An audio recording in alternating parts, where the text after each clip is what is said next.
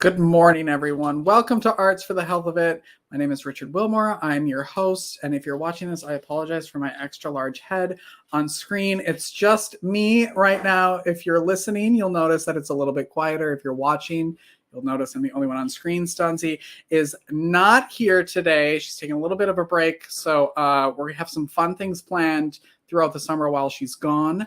But hopefully you're not tuning in just for her because she isn't here. Please don't turn it off because she won't be here for a little while. But we miss her and we love her and you'll see her soon. But we have great people here, not to take her place, but to distract from the fact that she's not here. And today we have Tasha Golden. And I talked to her a few months ago to prep for this. I'm so excited to have her on the program to talk about all of the great research she's doing. She's an artist, she's a health scientist, an international speaker, and a consultant. She makes the science of arts and health relevant and usable for anyone seeking to improve well-being, creativity, knowledge, and connection. And that, of course, sounds 100% about what we're here to do and talk about. So why listen to me when you listen to Tasha? So let's start the show. Come along with me, and I know you'll see that a song changes everything. Hi, Tasha. Hello, thank you for having me. Thank you so much for being here. I was thinking about this yesterday of what we were going to talk about, and I love the fact that we get to talk to people from all over the world here on this podcast. So tell everybody where you are right now in the world. Where am I in time and space? I am in Louisville. I am in Louisville, Kentucky. And what time is it there? It is 10:38 a.m. All right. So how's the future? It's 9:30 here. How's the future? Looking good today? I am trying to believe that the future is not bleak. I am probably with a lot of other people. It's difficult the last few days, but I think that's why we do what we're doing here today and why we try to support one another and talk about the things that matter to us and that can reshape the world, right? Yes. I mean, arts have always been super important to you in your life. Can you talk a little bit about how you got into the work and what triggered you into getting into what you do? Well, okay. So I grew up in a conservative evangelical home. My dad was a pastor. And the reason that this is the root of my story is that eventually I became a singer-songwriter. I toured the world, and that was the thing that I wanted to do ever since I was a little girl. But the place where I started writing songs was in church, because where I grew up, women couldn't preach and we couldn't teach like mixed gender audiences, but we could definitely sing. And there was sort of like an honored space for music in like church services on the weekends. So starting from a really young age, when I felt like I had something to say to like people in my life or around me or in society, I wrote songs. And then because I had an in, because my dad is the pastor, I often, typically if I wanted to sing, I got to sing. So that became the way that music was my way to speak what was going on in my life and actually be heard. And that continued when I became a professional musician. Music continued to be a place where I could share things that were going on in my life that I couldn't share otherwise. There are situations and histories and memories and events that I didn't tell anyone before I shared it with a room full of listeners at a show from a stage. And music has always sort of represented that space where something that might be too big or too controversial or too scary or too intimate or whatever the case may be, for me to share in conversation or in typical exchanges like what we're having right now, music was the place where I could do that. So as a singer-songwriter, I had songs about things like domestic violence, my family's history of that, songs about my own history of depression or mental illness. And no matter where I went in the world, like whether it's like Chicago or Beijing, those were the songs that people lined up after shows wanting to talk about. So over the years, you wind up having hundreds of people who've shared really personal stories with you based on the songs that they've just heard you sing. And a lot of those people, in my case, followed up their stories. For example, like maybe a story of abuse in their history by saying that I'm the first person they had ever told. And for me, I understood that that meant, oh, this person has never told a doctor, never told a therapist, not even a spouse or partner. And I knew that for me, the supports around me in my life, being able to just share and convey what was happening in my life had been so important. And that had been out of reach for these folks up until they were in a music venue, up until they heard a song, up until they, were in some low lit place after a show someplace. And were able to share what was on their mind. So I became really interested in why that was happening. Why was a music venue or a song a place where I and other people could finally say something that we couldn't say otherwise? And how did that affect our health? And I ran into some of the same questions when I founded a program, like a creative writing program for girls that are incarcerated called Project Uncaged. And the same thing, those girls shared really different things in their poems and their songs than they ever shared in just conversation or like on the questionnaires that we gave them. So again, that question of like, what do we not know from people when we don't give them these other kinds of spaces? And what is it about art and creative writing and song and music that helps people share what's going on in their lives? And what does that mean for how we live this human experience and how we share it with each other? And that is why I wound up in public health, to try to research what was going on with that phenomenon and how does it affect not only our individual health, but our collective well-being. And what are you finding? I think that's always, especially with music. I mean, most people listen to music. We've had one guest on this program who was a singer, and her father hated music, hated it.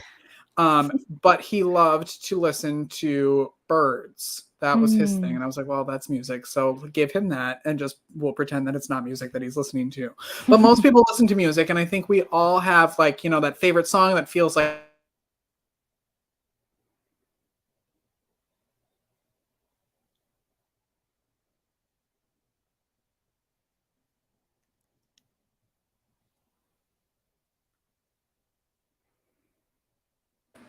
I don't know what just happened. Apparently my mic muted itself. Oh, no. Sorry.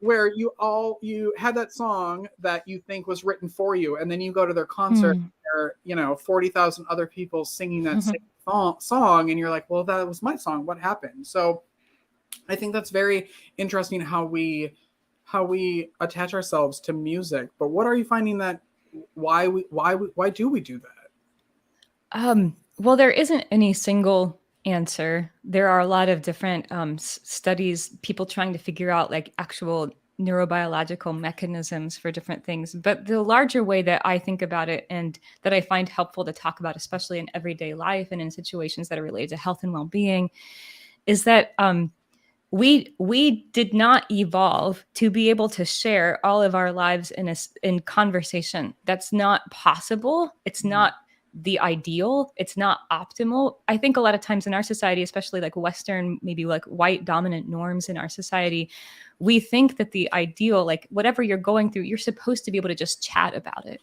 And if you can't chat about it, something's wrong with you. It's not a limitation of talking. We don't think of that as being the limitation. We think that something's wrong with you because you can't find the strength or the courage or the words or whatever to muster and be able to share something, whether it's with a friend or a spouse or even a therapist or something like that.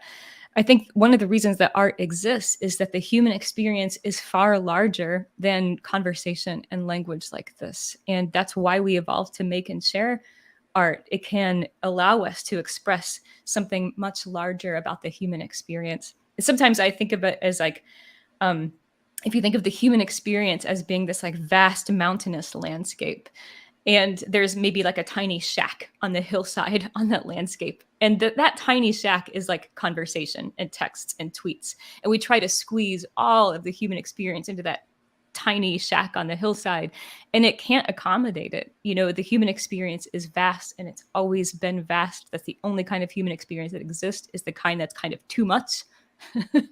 And I think part of what music and all kinds of different art does is acknowledge that things are bigger than something pretty and containable and manageable.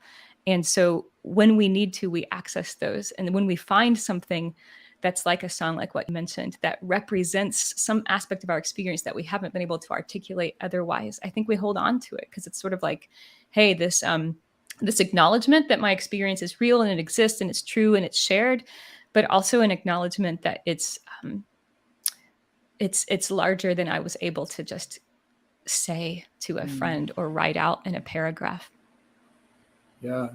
Were you, I mean, you were using music as a way to express yourself. Were you surprised then at the reaction from people at concerts that you were receiving, that suddenly they were telling you their stories? Like, how did you deal with all of a sudden being their therapist, kind of? Well, a lot of what I do now is I spend a lot of time now offering trainings to artists and arts educators, arts facilitators in trauma-informed practice. And a lot of what I'm doing, and when I'm doing that, is offering what I wish I would have had. I think people kind of don't realize, maybe people who are not artists know this hands down. Like anybody that I've ever talked to who's an artist knows this really intuitively. I think other people don't recognize how much people share with us as artists as a result of like what we kind of seem to make communicatable, talk aboutable through the art. And so definitely you don't want to put yourself in the position of therapist. I think I was sometimes surprised by what people chose to share with me. I think I was more surprised when I was the first person they had ever shared it with. And I don't think I was surprised that it happened. I think I was more in wonderment about how and why it happened. And I think I was also alarmed by how much is going on in people's lives that they don't have a way to get out or express. And I wondered if part of their inability to get that out and express it is that they thought they had to do it in some, they thought they had 3 options or something. I would have to, if I'm going to share this, I have to share it in way A, B, or C. And since I can't do that, I guess here I am. And maybe they show up at a concert, whether it's mine or somebody else's. I think this happens for humans. Like they show up at a concert and they find a D and they're like, oh, I didn't even know that was an option for me. Okay, yeah. I'm going to take it. Yeah. And I mean, we've had people on this podcast who don't even know that they're in the arts and health world, what they're doing. And then they're like, oh yeah, there is that correlation. Or this is what I'm doing. I just thought I was doing it to, for whatever reason. So I love that, like, you're giving people that space to they don't have to create the art themselves to like express it, that you're just giving them the creative space, because it's not always about going out, painting, writing music. It's also about taking it in and what that does for your soul. Yeah. And, people hesitate to want to create things, or maybe the last time they created something was when they were a child. And so I understand that for a lot of people, it can sometimes even feel infantilizing for somebody to tell them like, hey, why don't you go draw a picture or take a painting class? It can seem like you're trivializing what they're going through. And so I think but like you said earlier, everybody's got a song that they love. People are drawn to things like film or TV shows that do represent their lives. And I think that's a way in or for people, or a way through. Not to say that I think the goal is for people to create their own art. I think people are creative and they create things in whatever way that they need to. I'm not out here trying to make sure everybody becomes an artist or makes art. But I think the availability of art to either find it or create it or both, I think we evolved to need that and to be driven to share it. And I think there's also a lot more creativity than we typically acknowledge in just the process of hearing something, listening to it, sharing it.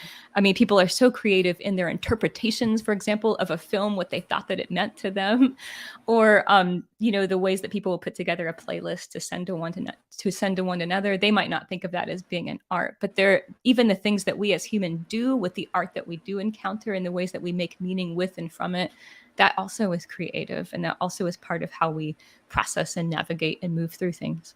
And I think especially as adults, we think that stuff like concerts and making the art is supposed to be for the people who are really good at it and the professionals.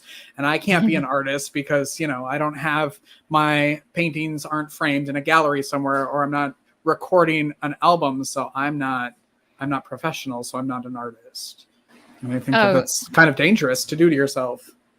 Yeah. And you can choose the label or the name or term artist if you want, and you can issue it if you want. That doesn't have to be here or there. So if it makes people feel better to say like, I'm not an artist, even though they're constantly making art every day, that's fine. Like Yeah. whatever you need to do.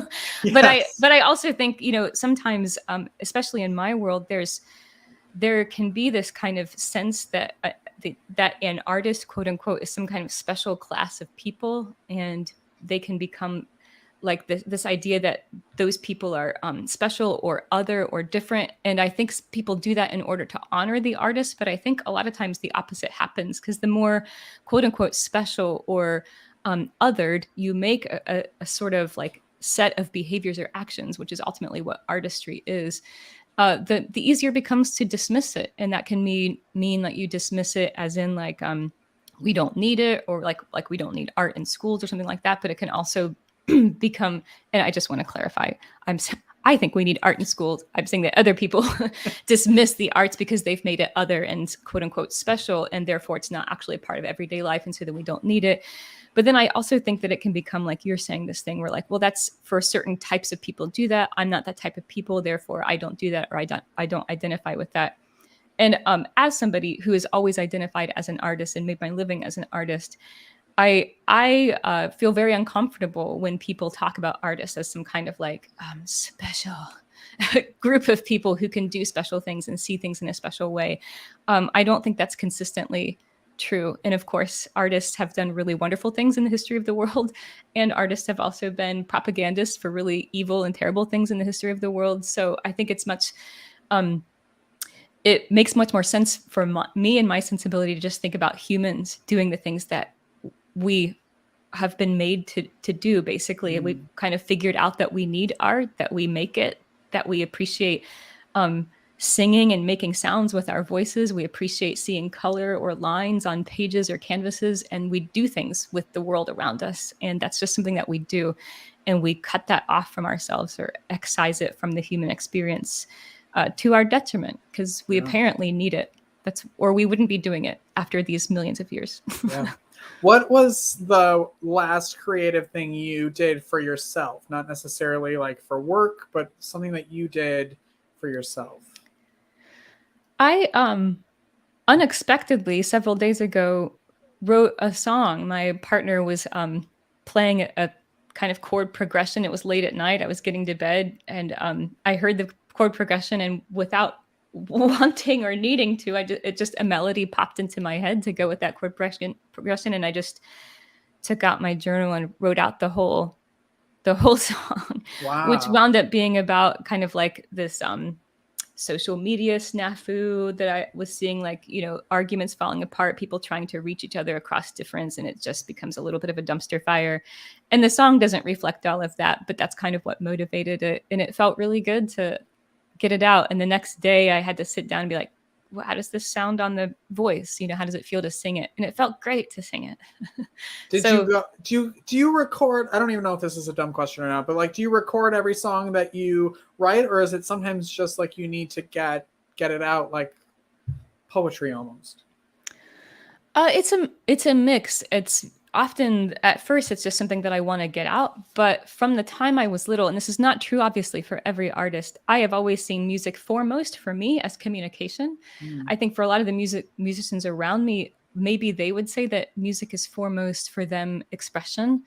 And the nuance, like the lines between these two, are incredibly blurry for all of us, and it can change day to day or hour to hour. But almost always when I'm writing something, I'm thinking about what that might mean for somebody to share it. What might that mean? How does that help me feel like I'm connected with my fellow humans? And so I'm always recording stuff because I want to be able to come back to it later and maybe share it with somebody. How does that feel as the person who's taking the time to write, go out and perform? How does that feel then to have that sort of feedback from the people that are coming to see you or listen to you? For me, that has always been really rewarding and important. And I think that's because, like I said, my primary motivation for making art has always been to communicate. And I'm neurodivergent and I'm an introvert. And I think probably I always wanted to connect with my fellow humans and felt like I was inadequate at that in the sort of like quote unquote normal ways. And so I think from the time I was a very little girl, I was trying to find like, what is the way that I can communicate that people will hear me and they'll appreciate it and they'll listen. And then we can have a conversation about what they just heard. So when that happens, it's one of the most rewarding things in my life. Like I remember telling, people when I was very young that like the best thing that could happen when I shared a song was for somebody to say something like, oh, I felt that same way before and have never been able to articulate it. And you did that for me. And that's hearing that is probably, one of the most rewarding things that I've been able to experience. How would you describe, this is sort of going to be, I guess, maybe a 2-part question. How would you describe your music and what type of music do you love to listen to? Well, I don't know how I would describe my music, but other people have described it as something like romantic, lush pop. It's a little bit like folk pop. So that is our music. It's been, like played on folk radio, but also played on other like pop stations or retail stores and airplanes, apparently, or airports, I mean. And what was the second part of your question? Like who you listen to or the type of music that you love to listen to. What do you connect with?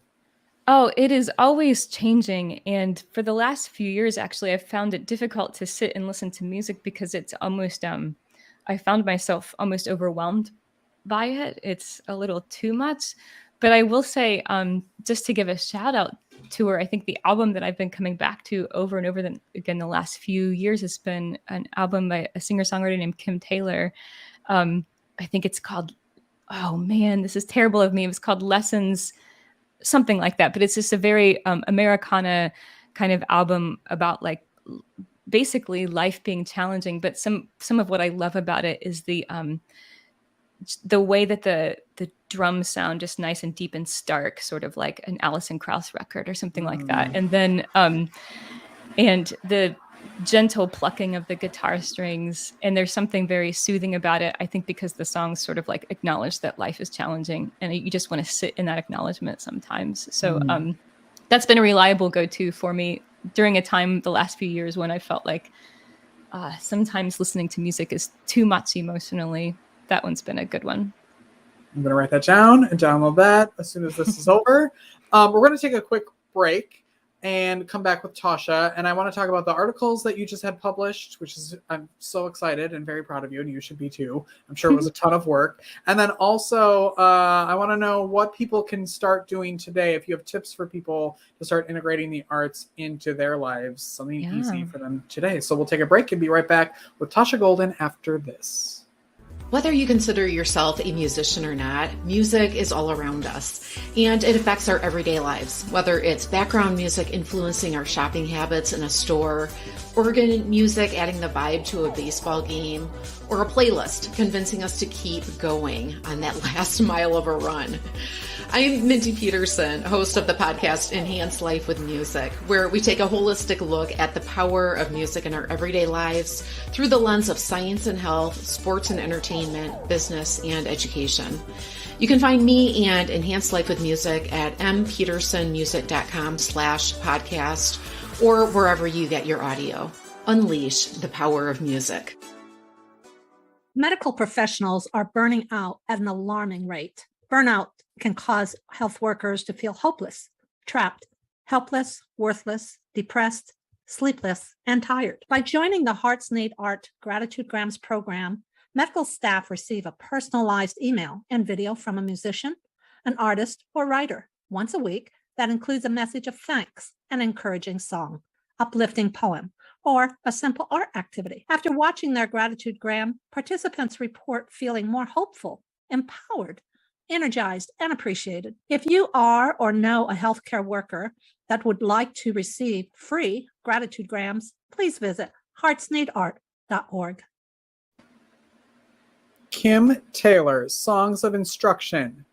We're back. That's not who we're talking to, but maybe we'll surprise her next week. But we are here with Tasha Golden. That is who she was talking about, who she's listening to. Now, tell us about the articles that I want to know how long these take to write, like what this process was, and why you did it, and like what I hear a lot about, like, oh, that's a white paper, that's an article that was released, but what are those, for people listening, me included, like what are those used for? And I want to hear your process behind it. Oh, well, they're all so different. Like in the like academia or the scholarly world, like, some people can churn out articles every few weeks, or some people, some studies can take several years. So it just depends on what you're studying. The articles that I just published took a really long time, in part because just the peer review process with the journal was delayed because of the pandemic and stuff like that. But the study itself was also a little bit of a long time running. But what it was is, at the time, I worked here in Louisville, Kentucky, with something called the Youth Violence Prevention Research Center, which is a CDC-funded organization designed to, like it sounds, try to do research that would help prevent youth violence. But we noticed that we knew a lot about how boys and young men were experiencing and perceiving violence. We knew much less about girls and gender nonconforming youth. So I wanted to do a study that would focus on them, but I also knew from my work with Project Uncaged and with girls in the juvenile justice system, like I mentioned earlier, that there's a lot that you can learn, especially about stigmatized or sensitive issues such as violence, if you open up the ways by which they can respond to questions. So our city had many different surveys that had gone on about violence exposure to the public school district, to the University of Louisville, to lots of different things. So I got some of those that had been administered over the last few years and just disaggregated them by gender, so we could look specifically at girls and young women in those surveys. But then I also established a few creative writing processes. One was a Project Uncaged, this creative writing program for girls that are justice involved. One was a citywide poetry contest that we did with an international literary publisher called Sarah Band Books that's here in Louisville, Kentucky. And then another one was the script of a play that we got from survivors of violence at the University of Louisville who had written this play about their experiences and performed it for 2 sold-out shows, and got the script of that and basically analyzed all of that creative writing as qualitative data. And we were able to combine the survey data with all of that creative writing data. And so obviously that took some time to do, but the findings are really fascinating. So the 2 articles are actually 2 parts of the same study. The first article tells you what we learned about violence by combining these surveys with the creative writing, what we learned from girls and young women. And then the second article tells you what I found when I compared those surveys to each other. So how did the surveys perform, quote unquote, as research methods for trying to learn about violence of this population? And how did the creative writing methods perform? And how did those compare to each other?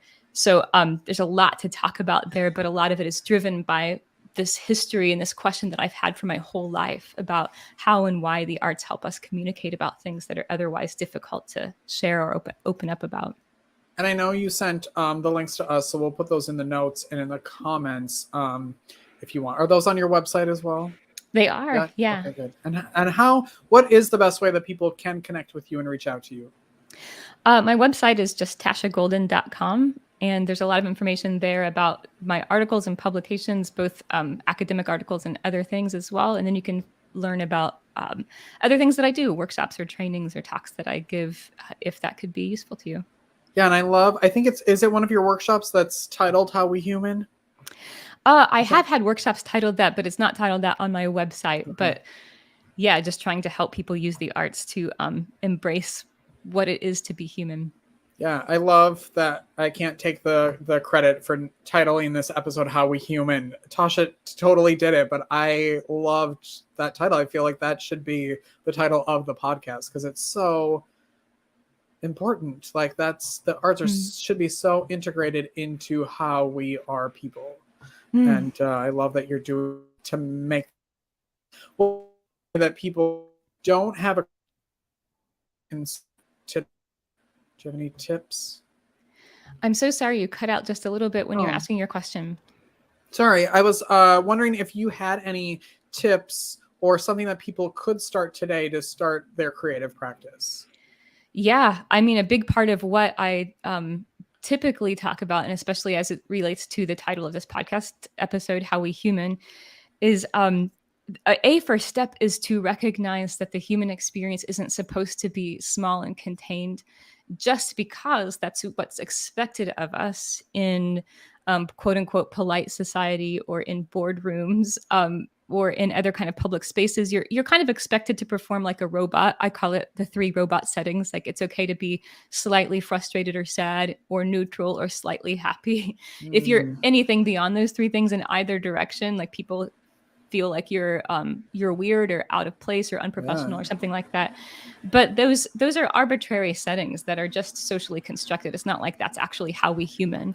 The human experience is really, really large, and especially the last couple months, for a million reasons, have been so difficult for our society.